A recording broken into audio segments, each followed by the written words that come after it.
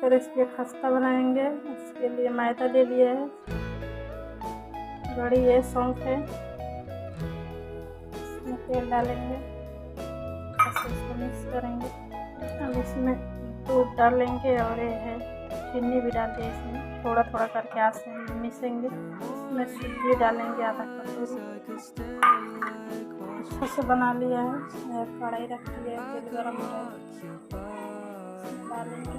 कढ़ाई में अच्छे से डाल दिए, इसको पकाएंगे। एक साइड से हो गया, एक साइड से सेकेंगे, अच्छा गोल्डन ब्राउन करेंगे। गैस का धीमा करके बन के रेडी हो गया है। आज का रेसिपी यही था, खस्ता बनाने का। खस्ता बन के रेडी हो गया।